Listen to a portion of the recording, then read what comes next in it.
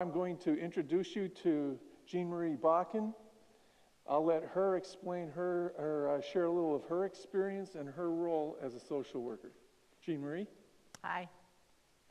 So I'm a social worker, so let's talk about what those are, because it was so funny to me. The other night I was at book club, and my whole book club is social workers, and we were talking about, I think we were talking about movies or something, definitely not the book, and the image of social work in the world today, is just not pretty.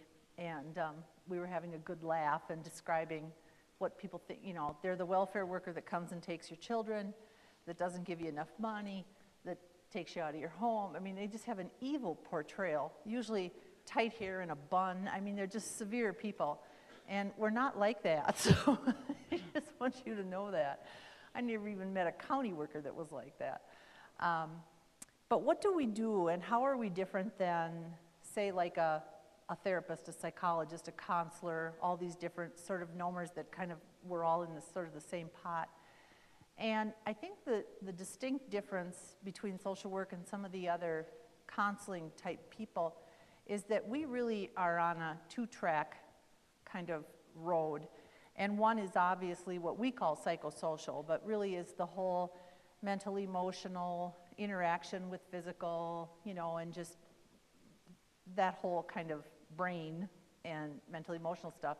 And then the other track that's unique to social work is that we also deal a lot in community and kind of where people are planted and where they're from and what are the resources out there. And we meld, so we do a lot of kind of hardline stuff too, a lot of financial, a lot of community support services and resources, and we merge and meld the two together. So that's kind of the way to think about a social worker, in case you were wondering. And when I listened to Michelle talk about her history, her story about the woman that she sat with is so similar to my very first kind of real story right out of school. And I was doing not oncology social work, I was doing hospital social work at the old, this is how, I'm dating, Abbott Hospital was still in existence, and that's where my first job was. And sometimes I went over to the old Northwestern. Now they're merged and they're massive, but Abbott was a teeny weeny little sweet place. And the first absolute pull I got that I couldn't even really define was a patient, and I'm not going to worry about HIPAA because it was 35 years ago. Her name was Karin Olsen, and she was just this absolutely adorable old Swedish lady. And she was not doing well, and she was failing, and I was working with her, and she was dying. And this was my very first experience. I don't think I had even known anybody who had died in my whole life, and I'm 22 years old.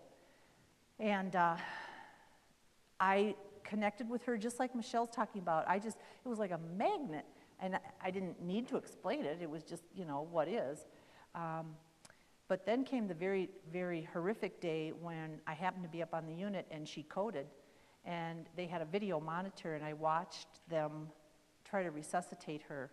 And that was my first introduction to the violence of that act, which I had, you watch it on TV and you go thump, thump, and and oh no, that's not what that is. And I watched her die. And I just came away from that, I can't even explain it to this day, and it was so long ago, but I remember it very vividly, and I was just forever connected to the world at that time of death and dying. That was my initial sort of interest.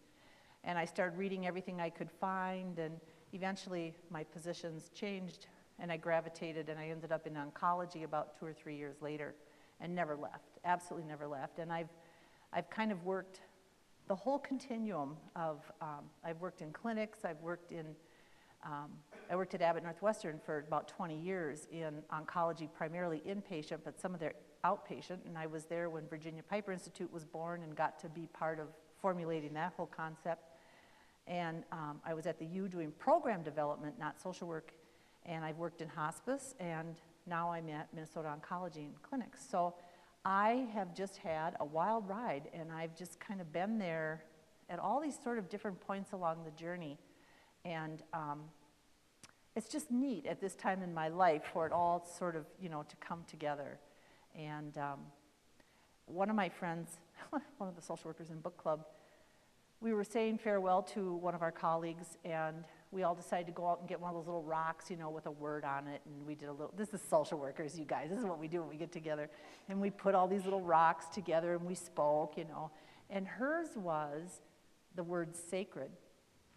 Oh, I can almost not say it without choking up, because I just looked at Margaret, and I just gaped at her. I said, oh my gosh, and then she talked about how our work is sacred, and she's an oncology social worker now, and that single word has defined it for me ever since, that I had never quite put it in that category, but it is very sacred work. And so when people say to me, oh, how do you do what you do? Isn't it depressing? It just, oh, now I can come back at them. No, it's not depressing, it's sacred.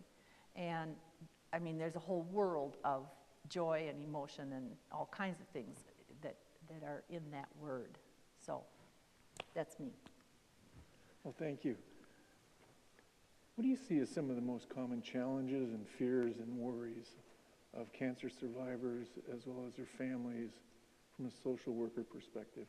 Well, it really varies along the continuum, again, you know, that Michelle spoke so well of from the time you're diagnosed and maybe going through treatment, whatever your treatment is. Some people just, you know, have surgery and that's their cure, a surgical cure. Other people have to go through the throes of chemo or radiation. And there's just a wide continuum. And so obviously each time you come to a period of sort of transition where you're kind of entering a new arena, whatever that may be, the questions all bubble up again. It's all new again. You start over. But at the very, very beginning, the obvious that I think too often doesn't get said out loud is, am I going to die? Bottom line, that's what this disease is all about. This is the terror of cancer. There's something about cancer, to me, that carries that death threat more than any other illness, even though Jake and I were talking the other day, even though there are illnesses that are more life-threatening than cancer, the fear is in cancer. Cancer the crab, the whole image of it is very, very negative. So that's the first hurdle.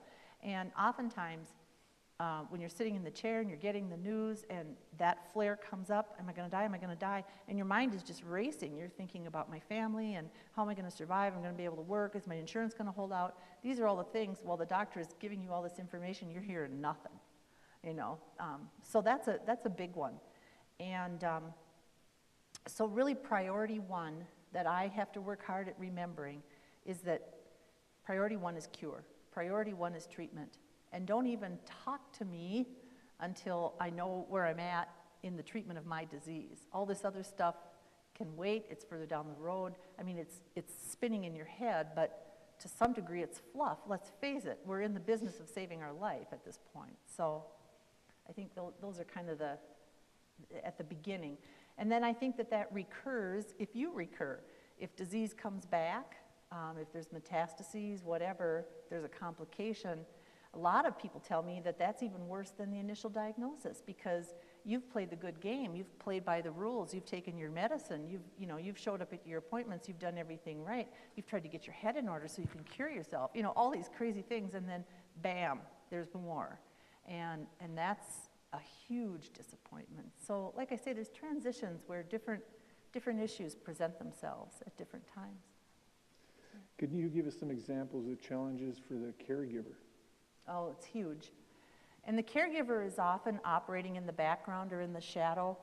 And many, many patients will tell me that they're more concerned about their caregiver than they are about themselves, and that they think that the pressure is tougher for the person providing care than it is for them. They get all the attention, which, I mean, you're battling for your life, so that's kind of a big deal. But they do get a lot of attention and support. And meanwhile, here's this caregiver shopping, cooking, cleaning, transporting, supporting, holding, you know, just all of it. And that person really doesn't get kind of the acknowledgement unless they've got someone in their life that's been a caregiver who just really gets it. And those people often come forward and are very helpful. But I think that the energy thing I talk about around everything, and that's that your most precious commodity for a survivor or for a caregiver is your energy. And it's all about conserving your energy because you're up against monumental tasks. And, but for a caregiver, it just feels like, wow, you know, a person diagnosed with cancer has permission to take naps or to rest all day or to do what they need to do. It's the most permission-giving diagnosis there is. You know, you can do what you need to do for yourself. But a caregiver doesn't. A caregiver never really gets to slow down or stop.